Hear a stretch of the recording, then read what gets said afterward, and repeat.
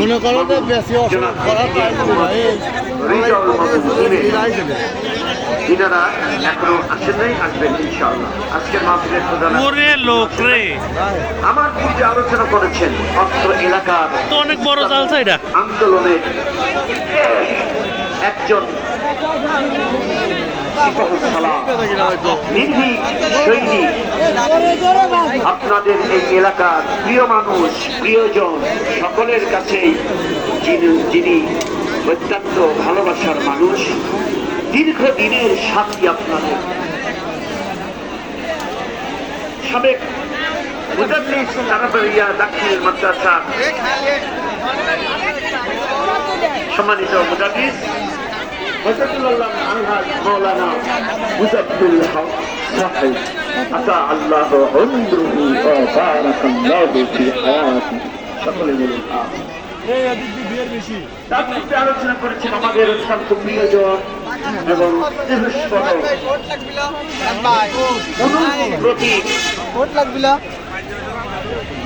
আপনাদের বনগ্রাম বাজারের মসজিদের সম্মানিত ইমাম এবং খতিব, উদীয়মান তরুণ বক্তা হাফেজ মাওলানা শহীদুল ইসলাম সাহেব, মঞ্চে উপবিষ্ট অন্যান্য সম্মানিত সুধীজন,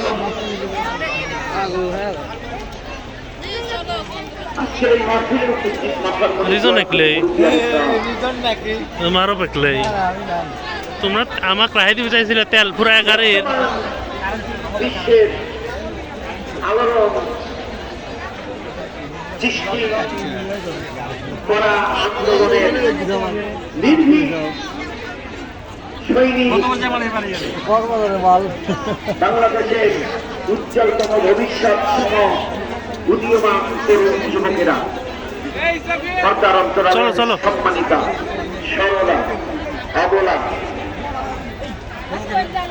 অনেতা, আবেদা, আমার মা ও বোনেরা, আমি আনুষ্ঠানিকভাবে সালাম পেশ করছি। আসসালামু আলাইকুম ওয়া রাহমাতুল্লাহ। কেমন আছেন আপনারা? আজকের এই মাহফিলে আসতে পেরে বেজার, অনেক সময় নষ্ট হবে, তাই না? খুশি না বেজার? যে মহান মাহবুব এখানে এনে দিলেন সব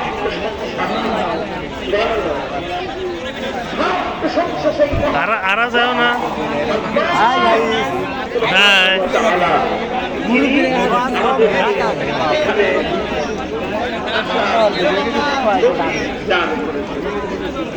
পিপিক মিপিক দিও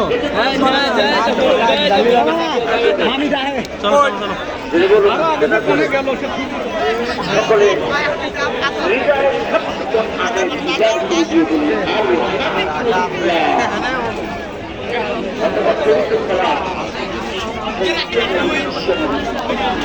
বীর মুজাসসিম সৈয়দুল মুরসালিন সরওয়ারে কায়নাত বিড়ি খুলিস না, বিড়ি খুলিস, এটা কোন দিকে আছে? বিশ্বনবী মুহাম্মদ রাসূলুল্লাহ সাল্লাল্লাহু আলাইহি ওয়াসাল্লামের উপর যিনি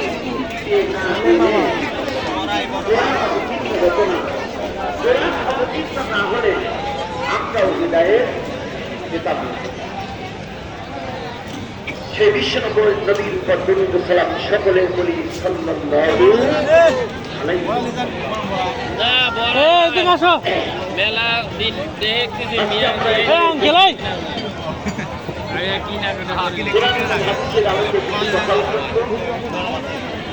আবার এই প্রতিষ্ঠান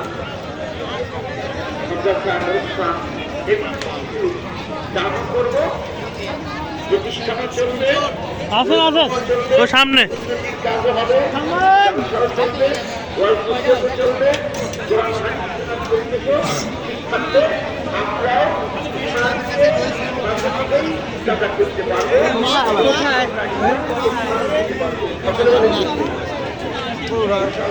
এটা বাদি খেলবেন এটা আমার সাথে আলোচনায় সামনে মনে আছে।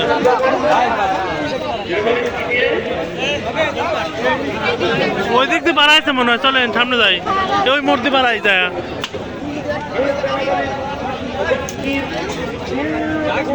এই সব জায়গায় লাইট মাইট কই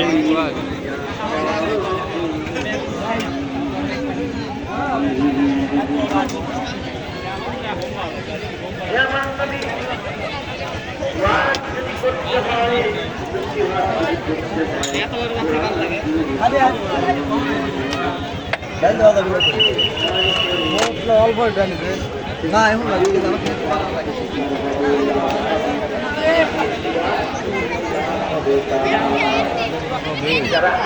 এদিক দিয়ে দেহে মেয়ে বেরোয়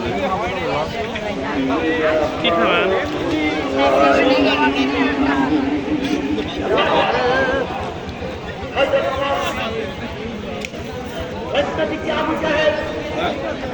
দুইজনের বন্ধুত্ব ছিল, একসাথে থাকতো,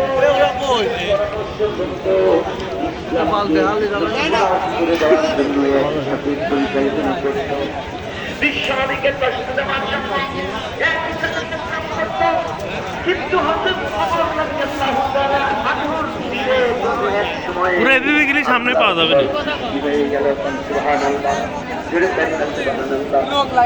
আমাদের বাড়িতে গেল খবর আসলো তোমার মন কোরআন করে, এত বড় কথা আমিও আমার মন কোরআন করবে তা হয় না। এখন বাংলাদেশে অনেক মানুষ আছে কেউ এটা চায় না, মানুষ আছে না নাই, তারা কিন্তু মুসলমানও কি করে কোরআন করা হোক এটা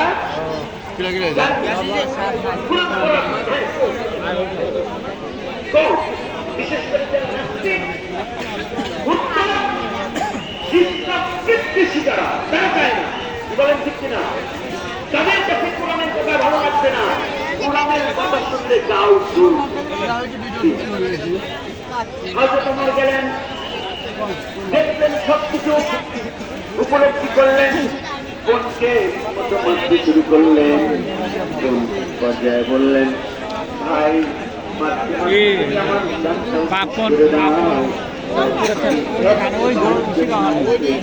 ছাড়তে পারবো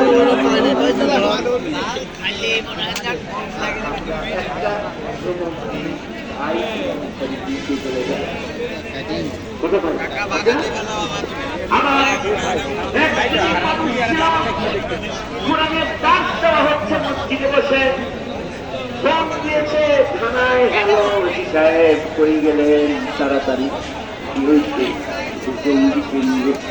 কোথায় মসজিদে তাড়াতাড়ি মসজিদে এসে দেখছে কোরআন শরীফ করতেছে, কোরআন শরীফ ডাক দিচ্ছে, বলে তোমাদের কাছে কি বই, বলে এই যে কোরআন শরীফ, এই যে তাফসীর, বলে না এটা তো জিহাদি বই, এরা সঙ্গী।